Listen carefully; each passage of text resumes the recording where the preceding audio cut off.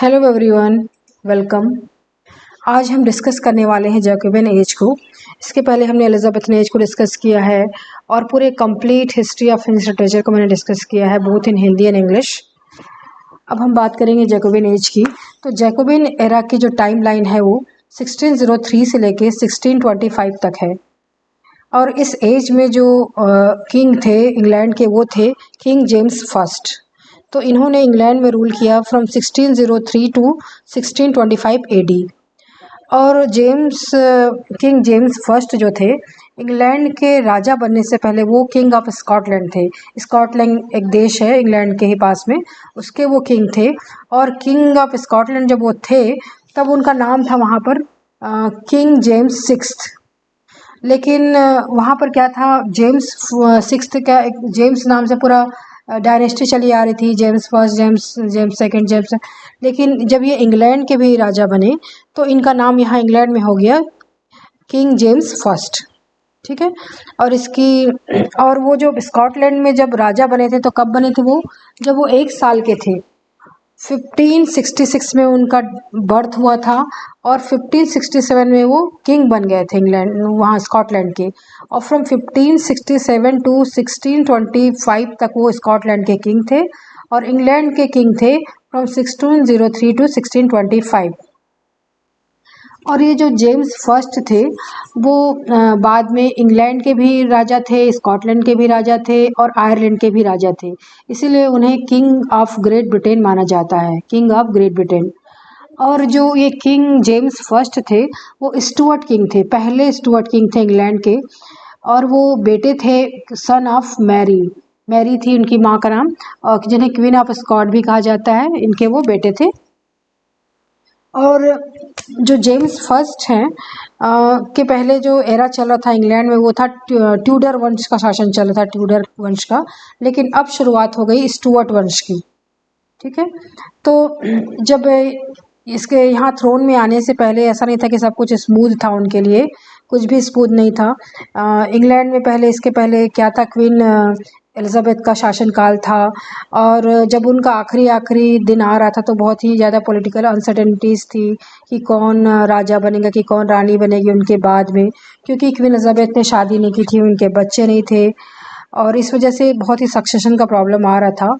और फिर जब 1603 को 24 मार्च को उनकी डेथ हो जाती है तो बहुत ज़्यादा ये अनिश्चितता बढ़ जाती है कि कौन उनका सक्सेसर होगा। फिर जो जानकार हैं, वहाँ के जो पॉलिटिशियंस हैं, उन्होंने बहुत सारी मीटिंग वगैरह की। अब वहाँ उन्होंने डिसाइड किया कि कौन राजा होना चाहिए। तो उस समय इंग्लैंड में एक प्रीवी काउंसलर हुआ करते थे, Robert Cecil. Robert Cecil England में एलिजाबेथन के टाइम में भी सेक्रेटरी ऑफ स्टेट थे, पॉलिटिशियन थे, बहुत इम्पोर्टेंट वो मेंबर थे। और वो उन्होंने बहुत ज़्यादा भूमिका निभाई जेम्स फर्स्ट को किंग ऑफ इंग्लैंड बनाने में।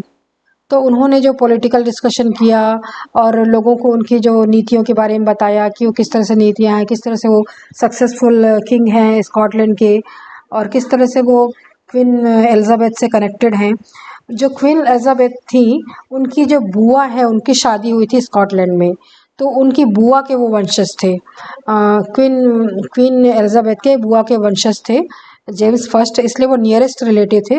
तो जब उनका डेथ हुआ तो उनको बुलाया गया किंग बनने के लिए इंग्लैंड का।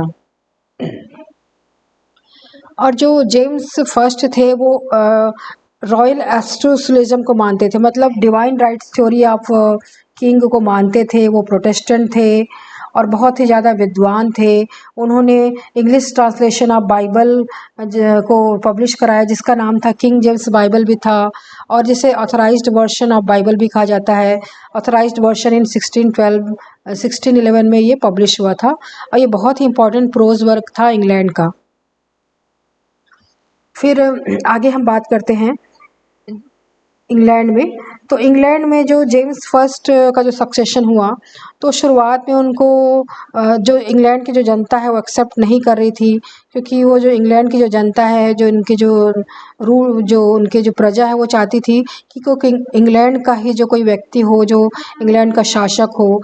लेकिन ये जो किंग जेम्स फर्स्ट है वो तो स्कॉटलैंड के थे, तो उनको बहुत ज़्यादा परेशानियों का सामना करना पड़ा। लेकिन धीरे धीरे उन्होंने सब कुछ अपने कंट्रोल में कर लिया।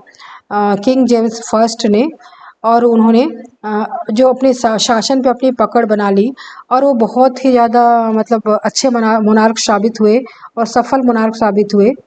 वो बहुत ही ज़्यादा एक्सपीरियंस किंग थे। उन्होंने बताया कि कैसे वो 1 साल की एज से वो राजा हैं, स्कॉटलैंड के राजा हैं। और इस तरह से उन्होंने ये भी बात की कि किस तरह से इस तरह से यूनिफिकेशन हो गया था इसमें, इंग्लैंड का, स्कॉटलैंड का, आयरलैंड का। वो पूरे ग्रेट ब्रिटेन के किंग थे उस समय। वो स्कॉटलैंड के भी राजा थे, आयरलैंड के भी राजा थे और इंग्लैंड के भी राजा थे। और उन्होंने अपनी जो पॉलिटिकल क्षमता को दिखाया, और जैसे ही वो इंग्लैंड के शासन में गद्दी पे आए, तो उन्होंने जो बहुत समय से जो कॉम्प्लिकेशन चली आ रही थी इंग्लैंड के साथ, स्पेन के साथ लड़ाई चली आ रही थी, डिस्प्यूट चला आ रहा था, उसमें एक शांति कायम कर दी और एक स्थिरता ला दी उसमें। और इसके अलावा फिर धीरे धीरे लोगों का दिल जीत लिया। इंग्लैंड के लोग भी सोचने लगे कि वो 40 इयर्स तक फीमेल क्वीन के अंदर में थे, जिन्होंने शादी नहीं की, जिन्होंने कोई अपना सक्सेसर नहीं घोषित किया, अब वो फाइनली किसी मेल किंग के अंडर में रहेंगे। और इसके अलावा जो किंग जेम्स थे वो मैरिड थे, उनके बच्चे थे। तो इंग्लैंड के लोगों को ये भी लगा कि अब ये अनसर्टिनिटी नहीं रहेगी कि अब इनके बाद राजा कौन होगा, इनके बाद राजा इनके बच्चे हो सकते हैं इस तरह से, तो कोई सिविल वार नहीं होगा इंग्लैंड में, और इंग्लैंड में एक स्थिरता रहेगी करके लोगों के मन में ये भावना आई। लेकिन सब कुछ सही नहीं चल रहा था उस समय भी। और एक तो ये बात थी कि जो कॉन्फ्लिक्ट चला आ रहा था, बहुत ज़्यादा संघर्ष चला आ रहा था इंग्लैंड के का जो पार्लियामेंट था और किंग जेम्स फर्स्ट के बीच में। क्योंकि किंग जेम्स फर्स्ट को बहुत ज़्यादा रेस्पेक्ट मिला था पार्लियामेंट से, उनको बहुत ज़्यादा आदर मिला था, बहुत ज़्यादा पढ़े लिखे थे, वो बहुत ज़्यादा विद्वान थे और पावरफुल थे। लेकिन वो अपना चलाना चाहते थे। वो डिवाइन राइट्स ऑफ किंग को मानते थे। मतलब डिवाइन राइट्स ऑफ किंग का मतलब होता है कि इस तरह का सोच कि भगवान ने उनको इस दुनिया में शासन करने के लिए भेजा है, और उनकी बात को मानना लोगों का धर्म है, वो भगवान के प्रतिनिधि हैं, ऐसा वो सोचते थे। और वो ये भी बात जताते थे लोगों को कि वो सिर्फ इंग्लैंड के किंग नहीं है, बल्कि किंग ऑफ ग्रेट ब्रिटेन है। तो इस तरह से, तो ये बात जो पार्लियामेंट के लोगों को पसंद नहीं आती थी, प्लस कैथोलिक्स को पसंद नहीं आती थी। इस तरह से एक बहुत ज़्यादा कॉन्फ्लिक्ट चल रहा था। और ये जो कॉन्फ्लिक्ट की शुरुआत जो हुई थी इस एज में, वो आगे चल के कैरोलाइन एज तक भी बहुत ज़्यादा बढ़ गई थी, जब उनके जो बेटे चार्ल्स फर्स्ट किंग बने थे। फिर आगे क्या हुआ कि इस तरह से कॉन्फ्लिक्ट चला गया। फिर उसके बाद जो इसमें जो ना सिर्फ इसमें पॉलिटिकल्स में बहुत ज़्यादा गिरावट आ गई थी, बल्कि लिटरेरी क्षेत्र में और बहुत सारे क्षेत्र में गिरावट आने लग गई थी, क्योंकि कॉन्फ्लिक्ट का टाइम था, करप्शन का टाइम शुरुआत हो गई थी। इंग्लैंड की क्वीन ने एक मॉडरेशन को अपनाया था, एक मध्यम मार्ग को अपनाया था, सबको साथ लेके वो चल रही थी, सबका साथ सबका विकास पे नीति पे वो आगे चल रही थी। लेकिन ये जो किंग जेम्स फर्स्ट थे, वो इस तरह से नहीं थे। वो थोड़े प्राउडी किस्म के थे, वो थोड़े घमंडी किस्म के थे, तो वो लोगों को साथ लेके नहीं चल पा रहे थे। इसके अलावा इंग्लैंड में जो कैथोलिक धर्म के जो लोग थे, कैथोलिक संप्रदाय के जो लोग थे, जैसे क्रिश्चियन में 2 संप्रदाय होते हैं, कैथोलिक और प्रोटेस्टेंट। तो इसके पहले जो शासिका थी वो क्वीन एलिजाबेथ फर्स्ट थी, वो भी प्रोटेस्टेंट थी। और लोगों ने सोचा कि अब नया किंग आ रहा है तो ये तो कम से कम कैथोलिक धर्म को प्रचार प्रसार करेगा। लेकिन जब उन्हें पता चला कि ये भी एकदम पक्का प्रोटेस्टेंट है, तो उनके मतलब जो कैथोलिक्स लोग बहुत ज़्यादा नाराज़ हो गए थे वो, क्योंकि वो मतलब हमेशा ही वो पीछे धकेल दिए गए थे। जब हेनरी एट्थ जो एलिजाबेथ के जो फादर थे, उन्होंने अपनी पत्नी फर्स्ट पत्नी कैथरीन ऑफ अरागन को डिवोर्स दे दिया था और एंग्लिकन चर्च की स्थापना कर दी थी, प्रोटेस्टेंट चर्च की स्थापना कर दी थी इंग्लैंड में। इसके बाद जो क्वीन एलिजाबेथ थी वो भी प्रोटेस्टेंट धर्म को ही आगे बढ़ा रही थी। और तो इनके खिलाफ भी बहुत ज़्यादा कॉन्स्पिरेसी हो रही थी, एलिजाबेथ के खिलाफ भी। और क्वीन एलिजाबेथ ने एक एक्ट ऑफ यूनिफॉर्मिटी ला दी थी, जिसके तहत क्या हो रहा था कि उन्होंने जो एक चर्च बनाया था, प्रोटेस्टेंट चर्च बनाया था, तो उन्होंने ये रूल लागू कर दिया था कि चाहे कोई कैथोलिक हो, चाहे कोई प्रोटेस्टेंट हो, सबको उसी चर्च में जाना है, सबको प्रोटेस्टेंट धर्म ही मानना है, प्रोटेस्टेंट धर्म के अलावा कोई दूसरा धर्म नहीं मान सकते, इस तरह से कुछ कंपल्शन कर दिया था, कुछ ओथ लेना था, कुछ शपथ लेना था, इस तरह से कर दी थी। तो ये बात कैथोलिक्स को पसंद नहीं आ रही थी। वो सामने में तो दिखा रहे थे कि हाँ वो प्रोटेस्टेंट धर्म पे ही चल रहे हैं, प्रोटेस्टेंट धर्म के चर्च में जा रहे हैं, लेकिन अंदर ही अंदर उनके अंदर जो बदले की आग सुलग रही थी, रिवेंज लेना चाहते थे। इसलिए क्वीन एलिजाबेथ के खिलाफ बहुत ज़्यादा षड्यंत्र हुए, बहुत ज़्यादा उनको मारने के प्रयास हुए। यहाँ तक कि जो रोम के जो पोप थे वो कैथोलिक थे, तो उन्होंने बहुत ज़्यादा सपोर्ट किया इस कैथोलिक विद्रोह को, एलिजाबेथ के खिलाफ बहुत ज़्यादा सपोर्ट किया। और वो जो रोम के जो पोप थे वो उनको इलेजिटिमेट मानते थे, नाजायज़ मानते थे क्वीन एलिजाबेथ को। तो इस तरह से उनका भी जो शासनकाल है काफ़ी उथल पुथल कर रहा था।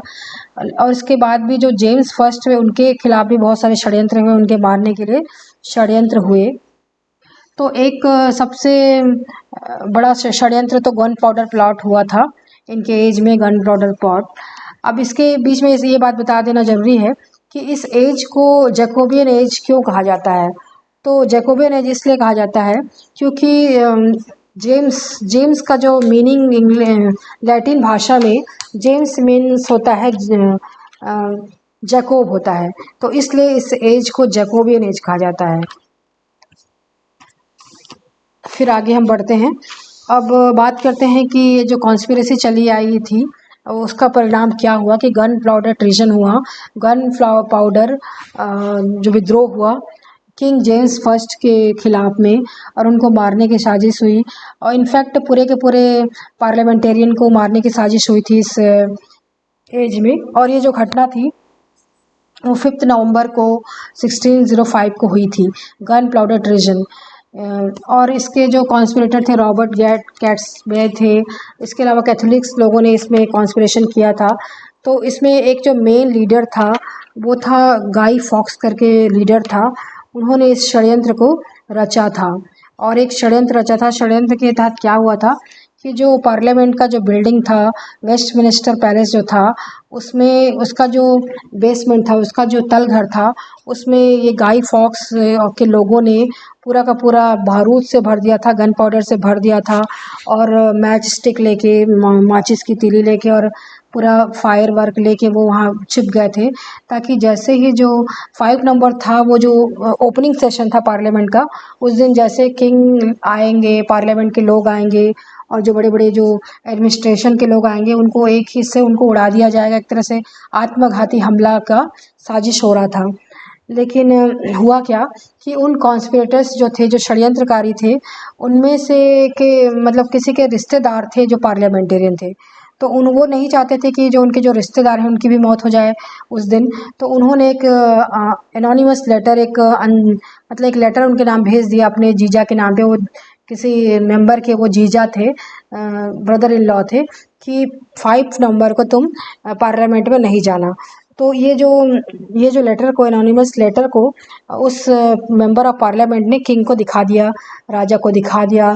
तो राजा चौकन्ने हो गए, क्योंकि उनको पता था कि उनके खिलाफ जो है कॉन्स्पिरेसी चली आ रही है। तो उन्होंने क्या किया, उस दिन का वेट किया, 5 नवंबर का वेट किया, और उसके बाद जब 5 नवंबर आया तो वहाँ वो घुसे और पूरी सब चेकिंग कराई। चेकिंग में पूरा बारूद निकला, और इसके साथ में जो गाई फॉक्स नाम का जो आदमी अपने लोगों के साथ वहाँ छिपा मिला, और मैच स्टिक के साथ मिला, पूरे सबूत मिले। तो उसको बहुत टॉर्चर किया गया गाई फॉक्स को। उसके बाद फिर उसने अपने जो कॉन्स्पिरेटर, बाकी जो लोगों का भी नाम बता दिया, उसको जेल हुई। उसके बाद फिर उसको एग्जीक्यूट कर दिया गया, उसे मार दिया गया, उसके साथियों के साथ उसको मार दिया गया, और उसने बाकी अपने साथियों के नाम भी बता दिए थे। तो ये जो एग्जीक्यूशन हुआ था, इसके बाद क्या हुआ था कि जो किंग जेम्स थे, उन्होंने इस दिन को 5 नवंबर को गाई फॉक्स डे मनाने का निर्णय लिया। और उन्होंने निर्णय लिया कि कैसे इस दिन को हम इस तरह से मनाएंगे कि लोग इसको याद रख सकें, हमेशा हमेशा के लिए वो याद रख सकें। तो इसके उपाय किए गए। तो जैसे कि दशहरा में क्या होता है कि हमारे यहाँ रावण का जो पुतला बनाया जाता है, फिर उसको जलाया जाता है, बुराई पे अच्छाई की जीत, इस तरह से करके। तो उसी तरह से जो क्या किया गया, ये जेम्स फर्स्ट थे, उन्होंने ऐलान किया कि चूँकि इतने बड़े प्लॉट का जो है पर्दाफाश हुआ है, इंग्लैंड की सिक्योरिटी सिक्योर हुई है। तो 5 नवंबर को हर साल गाई फॉक्स डे मनाया जाएगा और इसमें फायरवर्क्स जलाए जाएंगे। तो जो अभी भी बच्चे हैं वहाँ पर इस गाई फॉक्स का जो पेपर का जो डॉल बनाते हैं, पेपर का रेप्लिका बनाते हैं, इसको जलाते हैं। और जो बड़े बुजुर्ग रहते हैं उन लोग गाना गाते हैं, कॉयर सॉन्ग गाते हैं इस तरह से। तो ये ट्रेडिशन चला आता है इंग्लैंड में ब्रिटेन के सिक्योरिटी और सेफ्टी के लिए। तो ये बहुत बड़ा इम्पॉर्टेंट इंसिडेंट है इस एज का, गन पाउडर प्लॉट। और ये 5 नवंबर को मनाया जाता है। इसका जो गाई फॉक्स डे, आपको याद रखना है इसको। अब डिस्कस करते हैं जैकोबियन पीरियड के और दूसरी चीज़ों के बारे में। तो जो जैकोबियन एज था उसमें जो एक तरह से रेनेसां जो पहले से जो चला आ रहा था, रेनेसां पुनर्जागरण, वो इसी का ही आगे ये कंटिन्यूशन हो रहा था। पहले जो एलिजाबेथन एज में रेनेसां चला आया, फिर जैकोबियन एज में भी रेनेसां चला, उसके बाद भी कैरोलाइन एज तक वो रेनेसां चला। फिर आगे चल के जो रेनेसां का जो स्पिरिट है वो लो हो गया। और इस एज में यूनियन ऑफ क्राउन हुआ था। इंग्लैंड और स्कॉटलैंड का जो क्राउन है, उसका जो ताज है, एक हुआ था। और इस एज में एक नेगेटिव घटना थी, वो थी black death, return of black death. जो बिवानिक प्लेग हमेशा से जो प्लेग जो था, ग्रेट प्लेग था, बिवानिक प्लेग, जो कि चूहे के द्वारा होता है, रैट्स के द्वारा होता है। तो वो बार बार लौट के आ रहा था, इस एज में फिर से लौट के आया था। अक्सर क्या आता है, ये जो रैट्स होते हैं वो रैट्स सीवर में नाली से चलते हैं और नाली में जाने से वजह से फिर घर में घुसते हैं। तो उनके जो ये जो रैट्स के, रोडेंट्स के जो शरीर में कीटाणु रहते हैं, इनकी वजह से प्लेग फैलता है। और ये बहुत ज़्यादा महामारी के रूप में इंग्लैंड में तंग किए जा रहा था, लोगों की जान लिए जा रहा था, ब्यूबैनिक प्लेग। तो इस एज में भी आया था। और इस एज में जो ड्रामेटिक क्षेत्र में बहुत ज़्यादा चेंज होने लगा। और ये जो एज है वो डार्क, एक तरह से कहना चाहिए ये गोल्डन एज नहीं माना जाता। इसके पहले का जो एज था एलिजाबेथन एज, उसे गोल्डन एज माना जाता है, लेकिन इस एज को गोल्डन एज नहीं माना जाता। इसको डार्क की श्रेणी में रखा जाता है। क्वेश्चनिंग होता है और स्टेबिलिटी जो है, जो पॉलिटिकल स्टेबिलिटी की कमी थी, सोशल ऑर्डर की कमी थी, और जो प्रॉब्लम था, सब तरह प्रॉब्लम हो रहा था। और जो ड्रामा के क्षेत्र में भी सोसाइटी जो है वो रिवेंज ट्रेजेडी लिखी जा रही थी, कॉमेडी लिखी जा रही थी। और इस एज के जो मेन जो राइटर्स थे वो थे Ben Jonson, Francis Beaumont, John Fletcher, John Donne, Francis Bacon, Robert Burton, जो मेन इस एज के राइटर्स थे। और इस एज में जो ग्रेसफुल वर्क आप बेन जॉनसन लिख रहे थे, बहुत अच्छा वर्क लिख रहे थे, कैवलियर पोएट के जैसे। और इस एज में मेटाफिजिकल पोएट्री बहुत ज़्यादा पॉपुलर हो रही थी, मेटाफिजिकल पोएट्री। तो मेटाफिजिकल पोएट्री क्या होती है, जिसमें कि एकदम अलग तरह की थीम होती है, अलग तरह का जो स्टाइल होता है इनका। और जैकोबियन एरा में ये जो मेटाफिजिकल पोएट्री बहुत ज़्यादा पॉपुलर हो रही थी। और इसके जो मेन जो पोएट थे वो थे John Donne, Andrew Marvell, George Herbert. ये सब मेन इनके जो मेटाफिजिकल पोएट थे, जैसे कि John Donne, George Herbert, eminent writer थे इस मेटाफिजिकल पोएट्री के। और जो मेटाफिजिकल पोएट्री है इसमें अलग तरह का जो इस मतलब इस वर्ड को कॉइन किया गया था ड्राइडन के द्वारा। और ड्राइडन ने इस कॉइन किया था। फिर आगे चल के सैमुअल जॉनसन ने इस ग्रुप के बारे में बात की है कि कैसे ये जो राइटर्स थे वो मेटाफिजिकल स्टाइल में लिखते हैं इस तरह से।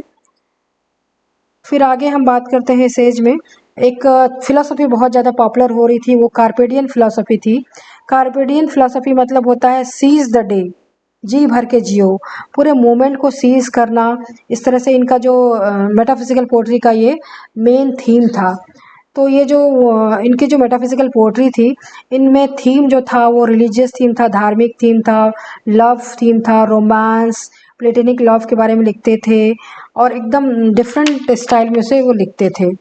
और इसमें पन, पैराडॉक्सेस, कॉन्सेप्ट का यूज़ किया जाता था मेटाफिजिकल पोएट्री में। कॉन्सेप्ट का यूज़ किया जाता था, फार फेस कॉन्सेप्ट का यूज़ किया जाता था, जो एकदम ऐसी तुलना की जाती थी जिसकी तुलना स्वाभाविक तौर पे नहीं होती है पोएट्री में। जो इसके मेन जो एक्सपोनेंट थे वो जॉन डॉन थे। तो इस तरह का था जैकोबियन एज। और जैकोबियन एज में एक बहुत बड़े राइटर, प्रोज राइटर बहुत फेमस हो रहे थे, Francis Bacon. Francis Bacon great writer थे इस एज के, और उन्होंने एक से बढ़कर एक प्रोज वर्क लिखे, मेजर प्रोज वर्क लिखे इस एज में। और उन्होंने लिखा है एक एडवांसमेंट ऑफ लर्निंग लिखा है, जो कि बहुत इम्पॉर्टेंट है। और इस एडवांसमेंट ऑफ लर्निंग को उन्होंने जेम्स द फर्स्ट किंग को डेडिकेट किया है। इसके बाद उन्होंने अपने एसेस की सीरीज़ लाए हैं, 58 एसेस के सीरीज़ लाए हैं। अब इस एसेस को उन्होंने कई बार अलग अलग इसमें पब्लिश किया है। जैसे उनका फर्स्ट पब्लिकेशन था 1597 में, फिर उनका सेकंड पब्लिकेशन था 1912 में, फिर थर्ड पब्लिकेशन था 1625 में। इस तरह से तो उनका पब्लिकेशन था। सॉरी। अब आगे बात करते हैं हम वाल्टर रेलेक की। वाल्टर रेलेक जो थे वो ग्रेट एक्सप्लोरर थे इस एज के। इस एज में एक्सप्लोरेशन, जो एलिजाबेथन एज में जो एक्सप्लोरेशन चली आ रही थी, कि एलिजाबेथन एज ने जो लोगों को, एक्सप्लोरर्स को, जो नाविक थे, सेलर्स थे, और जो नए नए लैंड को एक्सप्लोर कर रहे थे, उनको भेजा था, अलग अलग देशों में भेजा था कि आप देख के आएँ वहाँ की, कैसे हम उनका इस्तेमाल कर सकते हैं, कैसे उनको टेकअप कर सकते हैं, कैसे उनको अपना कॉलोनी बना सकते हैं। ये जो परंपरा जो चालू की थी एलिजाबेथन एज में, इस परंपरा को बहुत ज़्यादा विस्तार मिला इस जैकोबियन एज में। और इस जैकोबियन एज में क्या हुआ कि जो कॉलोनाइजेशन का जो चरम सीमा आ गई थी, बहुत ज़्यादा कॉलोनीज इंग्लैंड ने बना ली थी सुदूर देशों में। और इनमें से एक जो वाल्टर रेलेक थे, बहुत ही बड़े एक्सप्लोरर थे, वो एलिजाबेथन एज में भी बहुत ज़्यादा एक्सप्लोरिंग कर रहे थे। और वो एलिजाबेथन एज में जो क्वीन एलिजाबेथ थी उसके फेवरेट थे। और उन्होंने बहुत सारे जो एक्सप्लोरेशन के वर्क लिखे हैं, अलग अलग देशों में जाते थे, अलग अलग इसमें जगहों में जाके उन्होंने इसको लिखा है। एक उनका जो बहुत ही फेमस वर्क है वो एल डोराडो है। एल डोराडो उन्होंने लिखा है। इसमें एक ऐसे देश के बारे में बात की गई, ऐसे जगह के बारे में बात की गई है जो मिथिकल है, जो कि कहानियों में है, और जिसमें बहुत ज़्यादा वेल्थ है, बहुत ज़्यादा संपत्ति है। तो एक तरह से वो सी डॉग थे, वो सी एक्सप्लोरर थे, मतलब नाविक थे, सेलर थे, जो कि समुद्री यात्रा करते थे, इंग्लैंड से जाते थे, नए नए कंट्री डिस्कवर करते थे, नए नए क्षेत्र डिस्कवर करते थे। तो ऐसे ही एक क्षेत्र का नाम उन्होंने वर्जीनिया रखा था क्वीन एलिजाबेथ के नाम से, क्योंकि क्वीन एलिजाबेथ को वर्जिन क्वीन कहा जाता है। और लेकिन क्या हुआ कि जो वाल्टर रेलेक थे, जब इस एज में थे, जब जैकोबियन एज में थे, तो वो कोई खासे फेवरेट नहीं थे जो जेम्स फर्स्ट के थे। जेम्स फर्स्ट का जो थिंकिंग था अलग था। तो उन्होंने जब वो एक्सप्लोरेशन से वापस आए, जो वाल्टर रेलेक, तो उन्होंने उसको कैद कर लिया, वाल्टर रेलेक को, और उन्हें उसमें टावर ऑफ लंदन में उनको कैद कर दिया गया, टावर ऑफ लंदन में, और उनको एग्जीक्यूट कर दिया गया, उनका गला काट दिया गया। और उनका जो स्कल है, उनकी जो खोपड़ी है, उनकी वाइफ को प्रेजेंट कर दिया जेम्स फर्स्ट ने। और उस स्कल को उनकी वाइफ ने अपने पूरे मरते दम तक उसको वो रखी। और इस तरह से कुछ इंटरेस्टिंग फैक्ट्स है। अब ये जो फैक्ट्स है वो आपके एग्ज़ाम पॉइंट ऑफ व्यू से इंपॉर्टेंट नहीं है, लेकिन जस्ट एज ए नॉलेज मैंने आपको बताया है। कुछ इंटरेस्टिंग फैक्ट जानने से थोड़ा सा इंटरेस्टिंग हो जाता है पढ़ना ये जो सब। फिर आगे बढ़ते हैं हम। अब बात करते हैं इस एज के जो दूसरे ड्रामा वगैरह है पोइट्री के। इस एज में जो था वो सोनेट राइटिंग जो एलिजाबेथ ने एज में चला आ रहा था, बहुत ज़्यादा फल फूल रहा था। इस एज में सोनेट राइटिंग अपने ढलान पे था। अब सोनेट राइटिंग लिखना कोई फैशन नहीं रह गया था इस एज में, उस फैशन को कम हो गया था इस एज में। और इस एज में जो थे एक तरह से कन्फ्यूजन की स्थिति थी। पूरे चारों तरफ सोसाइटी में करप्शन था, ग्रीड था, एडल्ट्री था, व्यभिचार था, क्या चीज़, बुराई बहुत ज़्यादा फैल गई थी, और मर्डर हो रहे थे, कॉन्स्पिरेशन हो रहे थे। तो ये सारी चीज़ का जो परिलक्षण है, सारी चीज़ का जो रिफ्लेक्शन है, वो लिटरेचर में दिख रहा था। और लिटरेचर में ये सारी चीज़ें दिख रही थी। और शेक्सपियर ने भी इस एज में एक से बढ़कर एक काम किए हैं, लेकिन शेक्सपियर भी इसमें डार्क फेज में थे। मतलब उनकी ज़िंदगी में भी ऐसी घटनाएं हो रही थी कि उन्होंने बहुत ही अपनी जो फेमस ट्रेजेडी इसी टाइम में लिखा है, मैकबेथ, टेम्पेस्ट, किंग लियर, इनकी फेमस ट्रेजेडी बहुत जो पॉपुलर हुई। लेकिन ये सब में डार्क साइड को बताया गया है, बहुत ट्रेजेडी है। तो जो पूरा का पूरा माहौल था वो ट्रेजिक था। और ये जो ऐसा कहा जाता है कि जो जेम्स फर्स्ट थे वो ब्लैक मैजिक पे बिलीव करते थे, काला जादू में विश्वास करते थे। उनको लगता था कि जो विचेस हैं, जो चुड़ैलें हैं, उनके पीछे पड़ी हुई हैं, इस तरह से उनको लगता था। और उनको खुश करने के लिए ही कहा जाता है कि जो विलियम शेक्सपियर ने मैकबेथ लिखा था, मैकबेथ में विचेस के बारे में, चुड़ैलों के बारे में लिखा गया है, तो उनको खुश करने के लिए उन्होंने लिखा था विलियम शेक्सपियर ने। और इसमें जो मैकबेथ में जो बैंको है, बैंको को नाम का जो कैरेक्टर है, कहा जाता है कि वो इसी जेम्स फर्स्ट के वंश का था वो। तो जेम्स फर्स्ट के ज़माने में उन्होंने ये सब मैकबेथ, टेम्पेस्ट लिखा है, जो कि बहुत ही पॉपुलर हुए थे। तो जो Shakespeare remain the most important figure, इस एज में भी बहुत इंपॉर्टेंट फिगर थे शेक्सपियर। और इसके अलावा शेक्सपियर की जब डेथ हो गई तो बेन जॉनसन बहुत पॉपुलर ड्रामाटिस्ट बने इस एज में, और बेस्ट पोएट माने जाते थे जैकोबिन पीरियड के बेन जॉनसन। और उन्होंने बहुत ज़्यादा सिग्निफिकेंट माना जाता था उनके लिटरेचर में। उन्होंने बहुत सारे मास्क लिखे हैं।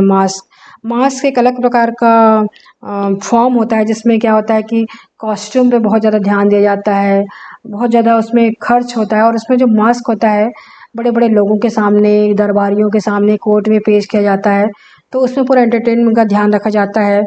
और इसमें बहुत ही ज़्यादा कहना चाहिए लैविश, और कहना चाहिए सब कुछ बहुत ही कीमती रहता है, सामान कीमती रहते हैं, कॉस्ट्यूम कीमती रहते हैं मास्क में। तो इसके बहुत ही इमिनेंट राइटर थे ये बेन जॉनसन। इसके अलावा ये बात करते हैं हम, ये है मास्क जो लिखने वाले, इसके इनिगो जोन्स जो थे, इन्होंने मास्क लिखने की शुरुआत की थी। एक से बढ़कर एक मास्क इन्होंने लिखा है, इनिगो जोन्स ने। ये नाम आप याद रखें, इनिगो जोन्स। और इसके अलावा जो बहुत इंपॉर्टेंट फिगर है मास्क राइटिंग में, बेन जॉनसन है। बेन जॉनसन ने एक से बढ़कर एक अपने ड्रामास लिखे इस एज में। वॉलपोन, द एल्केमिस्ट, बार्थोलोम्यू फेयर, एपिकोन, इस तरह से लिखे हैं उन्होंने। इसके अलावा जो इसमें ग्रेट ड्रामाटिस्ट थे इस एज के, वो फ्रांसिस ब्यूमेंट थे, जॉन फ्लेचर थे, और बहुत ही फेमस राइटिंग कर रहे थे। उन्होंने वो कॉमेडी लिख रहे थे, और एक बहुत ही इंपॉर्टेंट कॉमेडी उन्होंने लिखा है, वो है night of the burning pastel. फिर इसके अलावा रिवेंज प्ले भी लिखा गया इस एज में बहुत ज़्यादा। जैकोबियन ड्रामा में, जैकोबियन लिटरेचर में रिवेंज ट्रेजेडी बहुत ज़्यादा लिखी जा रही थी। और इसके जो मेन जो राइटर थे वो जॉन वेबस्टर थे, जॉन फोर्ड थे, थॉमस मिडिल्टन थे, थॉमस किड थे। इन्होंने रिवेंज ट्रेजेडी लिखी है। इसके अलावा इस एज में किंग जेम्स बाइबल पब्लिश हुआ था इस पीरियड में। फिर मेटाफिजिकल पोएट्री की बात कर लिए हम। और जॉर्ज चैपमैन इस एज के बहुत इंपॉर्टेंट राइटर थे, वो ड्रामाटिस्ट भी थे। और उन्होंने इस एज में होमर के इलियाड का ट्रांसलेशन किया है। होमर जो बहुत बड़े ग्रीक राइटर थे, उन्होंने इलियाड लिखा था। इलियाड का उन्होंने इंग्लिश में ट्रांसलेशन किया है। और इसके अलावा ओडिसिस का भी इंग्लिश में ट्रांसलेशन किया है। होमर के इलियाड और ओडिसिस का उन्होंने ट्रांसलेट किया है। सॉरी, वर्जिल का इलियाड है और होमर का ओडिसिस का इन्होंने ट्रांसलेशन किया है, जॉर्ज चैपमैन ने। और इसके अलावा ये जो इनका जो ट्रांसलेशन है, जॉर्ज चैपमैन का जो ट्रांसलेशन है ओडिसिस का, इलियाड का, इससे बहुत ज़्यादा प्रभावित हुए थे जॉन कीट्स। जॉन कीट्स जो रोमांटिक एज के ग्रेट पोएट थे, इस ट्रांसलेशन से बहुत ज़्यादा प्रभावित थे। तो इस तरह से सब लिटरेरी फिगर्स हैं इस एज के। और सोनेट राइटिंग डिक्लाइन में था इस एज में, कॉमेडी लिखे जा रहे थे, मास्क लिखे जा रहे थे, थिएटर डिक्लाइन पे आ रहा था इस एज में। और रिवेंज ट्रेजेडी बहुत ज़्यादा पॉपुलर हो था इस एज का। तो ये सारी क्वालिटीज़ हैं इस एज की। Thank you so much for listening to me. Thank you.